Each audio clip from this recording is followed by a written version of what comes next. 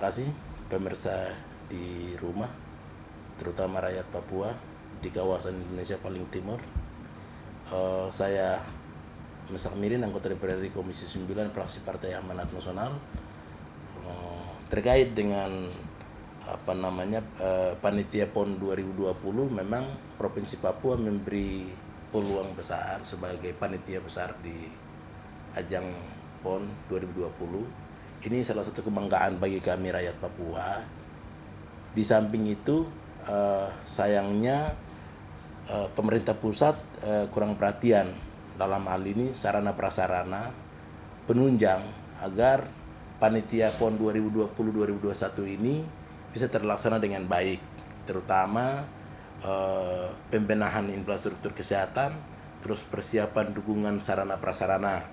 Ketiga, saya melihat anggaran 2021 terutama rumah sakit rujukan nasional ada 15, diantaranya kawasan Indonesia Timur itu adalah di rumah sakit Dok 2. Nah, di Dok 2 itu setelah saya lihat di Krisna hanya 23 miliar. Sedangkan di sisi lain di sana panitia PON 2020 itu adalah mereka tuan rumah. Ini kan sesuatu yang terbalik. Oleh karena itu, atas nama rakyat yang mewakili Papua di Komisi 9 di bidang kesehatan, saya mohon perhatian khusus oleh pemerintah pusat dalam hal ini anggaran kesehatan. Jadi saran saya, pemerintah pusat dalam hal ini Kementerian Kesehatan menambah anggaran. Kalau hanya cuma 23 miliar untuk alat kesehatan, mau dibikin apain itu? Karena itu nanti setelah ini sedang kita RDP dan pendalaman lebih lanjut, sehingga saya meminta perhatian khusus oleh pemerintah pusat dalam hal ini Pak Menteri Kesehatan dan jajarannya agar perhatian khusus sehingga pelaksanaan pelayanan masyarakat di bidang kesehatan dalam rangka PON 2021 terlaksana dengan baik. Kalau anggaran minim seperti begini, saya pikir PON ini kan sekarang kan masa pandemik ya, COVID Corona itu, sehingga ditunda. Ya, saya pikir pasti ditunda lagi kalau anggarannya maksimal itu, karena APBD di sana walaupun hanya otsus kan dana otsus itu udah berakhir nanti di tahun 2020.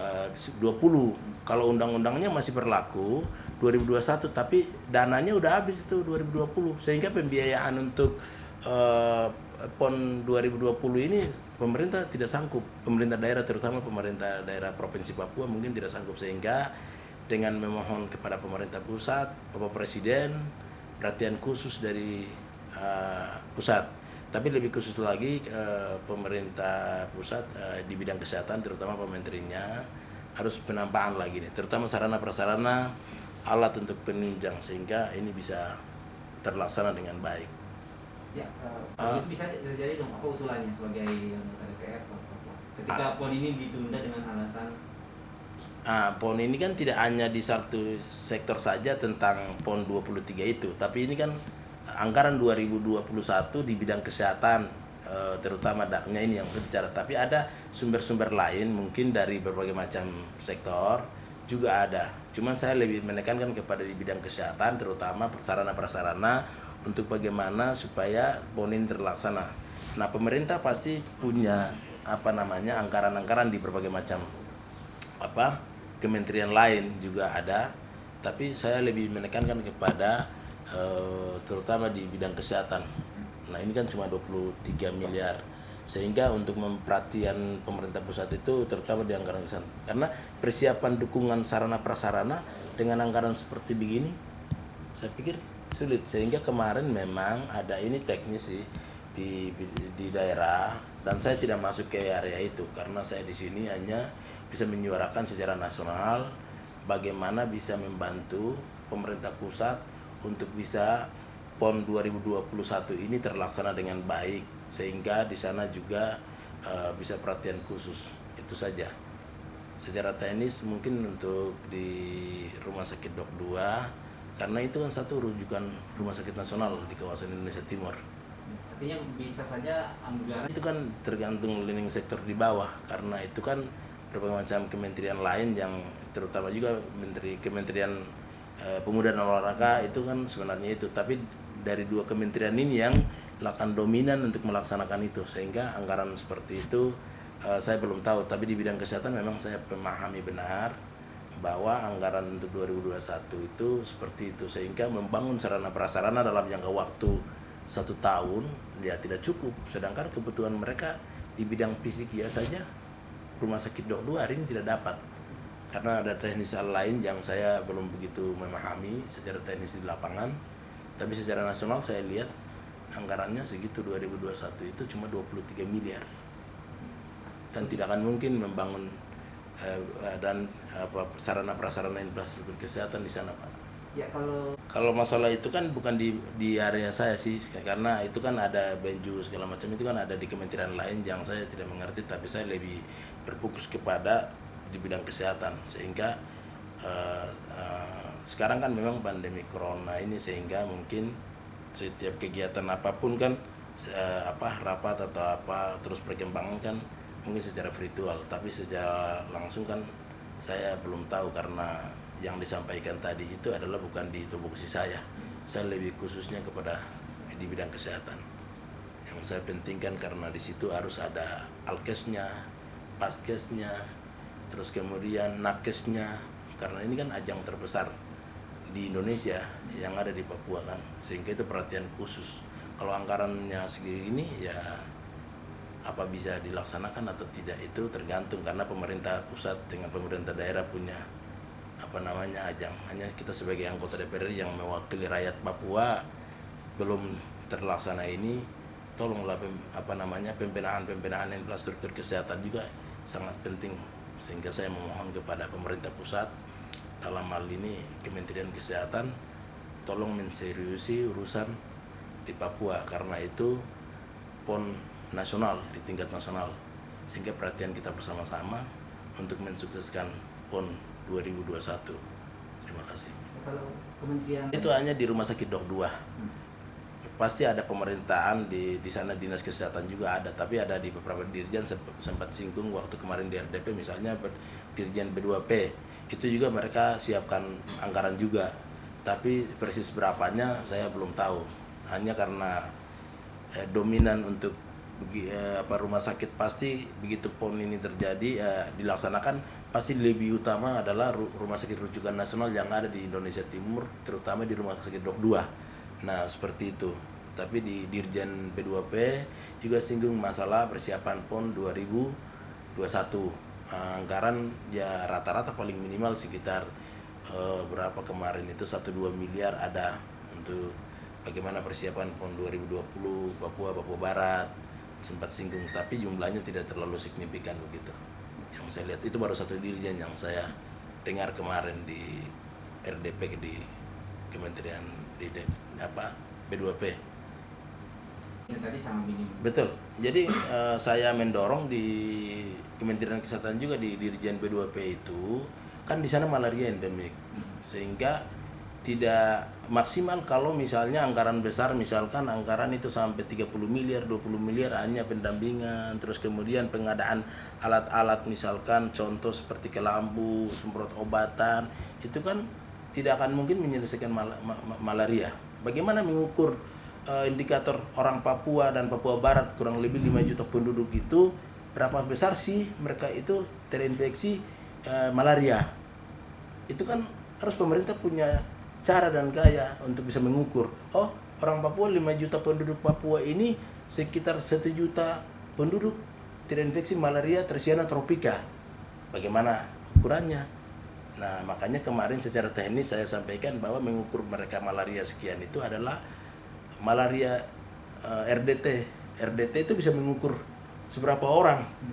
Oh, sekitar 2 juta penduduk. Ukurannya dari mana?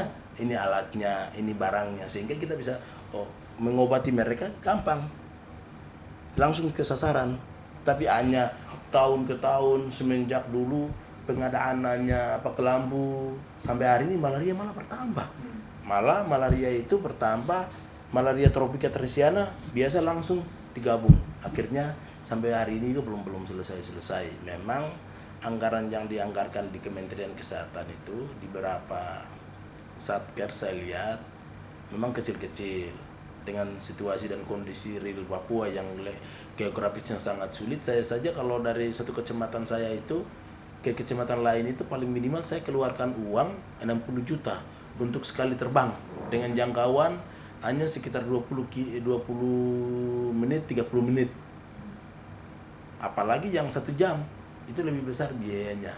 Nah sehingga memang sesuai dengan nawacita Pak Presiden untuk membangun Papua, marilah kita sama-sama membangun Papua. Tidak harus orang Papua bicara sesuatu yang merengek-merengek baru dikasih. Nah itu kan tidak logis, karena mereka itu kan bagian dari Republik ini. Sehingga perhatian khusus pemerintah, kenapa itu Papua itu lebih khusus perhatian, karena memang lega spesialis Pak.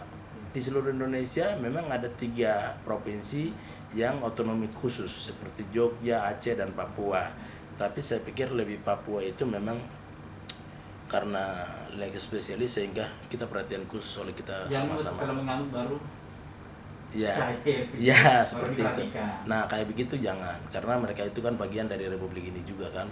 Jadi harus ngomel, ibarat kata kalau anak itu dia ngerengek, baru kalau dikasih sesuatu gitu gimana. Karena saya pikir sampai hari ini rakyat Papua sudah sadar diri dan sudah mengerti bagaimana bisa mereka bersama dengan Republik ini kalau hanya dengan cara-cara begitu. Sehingga memang saya tidak mau memasuki di daerah-daerah yang politis, tapi saya ingin supaya ketika saya diduduki di bidang kesehatan di Komisi 9 ini, ayo pemerintah, mari kita bisa sama-sama membangun Papua bahagian dari NKRI, mari. Karena sekitar 5 juta penduduk tadi itu kan pemerintah tidak akan mungkin satu-satu ke sana. Karena saya cukup mewakili mereka sebagai representatif orang Papua, ayolah dengar untuk bagaimana kita sama-sama membangun Papua demi kemajuan NKRI. Kalau memang tidak mau dengar ya silakan, karena silakan aja dengar sendiri. Pergi ke hutan belantara, mau ketemu siapa, karena di Papua kan tokoh-tokoh juga banyak. Saya pikir kami 10 orang representatif orang Papua itu adalah saya pikir cukup, karena kita mendapat legalitas yang cukup tinggi oleh rakyat Papua. Jumlah penduduk saya dari provinsi daerah pemilihan Papua, kami 4 juta lebih dengan DPT 3 juta, dan itu representatif. Lalu pemerintah mau dengar siapa kalau nggak mau dengar saya? Coba aja pemerintah pergi sendiri di Tinggi Nabut, di puncaknya ya, coba aja ke sana. Kalau pemerintah dengar, oleh rakyat di sana dengar. Jadi kalau ini kan kita tidak harus pesimis, tapi saya merasa harus optimis, terutama di bidang kesehatan. Ayo, mari kita, berbagai macam penyakit menular yang menantang rakyat Papua, mari kita kalau bisa diobati dengan cara dan gaya kita sendiri. Anggaran sudah maksimal ada, janganlah anggarannya hanya kecil tapi dikasih ya, jangan begitu. Karena hari ini rakyat Papua menyadari bahwa kita lagi sedang dijajah. Nah bagaimana pemikiran-pemikiran begini kita bisa menjawab dengan apa ya. Saya pikir di bidang kesehatan ini kita lebih fokus, terutama persiapan, dukungan sarana prasarana, infrastruktur kesehatan, pembenahan ini penting. Nah sehingga tolonglah pemerintah pusat, Pak Menteri Kesehatan harus mengerti, tapi juga pengembangan sumber daya manusia yang sedang kita membangun, terutama Politeknik Kesehatan Jayapura menjadi Institut Teknologi Kesehatan Papua. Dan saya juga berterima kasih kepada Pak Menteri dan jajarannya, terutama BPSDM memang mendukung 100%. Sampai hari ini semua persyaratan-persyaratan yang dibutuhkan oleh kesehatan untuk membentuk Institut Teknologi Kesehatan sudah selesai. Hanya tinggal Dirjen Tik-Tik mengeluarkan surat izin operasional. Sehingga ini juga perhatian khusus oleh Pak Pemerintah Jokowi supaya Papua itu memberi leg spesialis. Jadi walaupun ada peraturan pemerintah yang sedang godok agar supaya Institut Teknologi Kesehatan itu tidak dilaksanakan, yang saya dengar, dan kami sampai hari ini sudah dapat rekomendasi dari Menteri Kesehatan supaya Institut Teknologi Kesehatan itu bisa dibangun, hanya saja sedang tunggu izin operasional dari Tik-Tik. Oleh karena itu mungkin ini saya sebagai mewakili rakyat Papua, Menteri Dignas, agar supaya perhatian khusus untuk pemerintahan Jokowi ini, karena Salah satu daripada itu adalah pelaksanaan otonomi khusus. Otonomi khusus itu kan ketika orang Papua minta, misalnya contoh tadi, ayo kita ingin membangun Institut Teknologi Kesehatan, tapi kalau tidak dilaksanakan berarti tidak dilaksanakan Otsus. Otsus itu dilaksanakan bagian dari program-program yang dilakukan oleh pemerintah. Nah itu saya pikir bisa menjawab dengan hal-hal seperti itu, sehingga wah ini nasional, sehingga nasional tidak bisa dijalan atau tidak bisa dibentuk.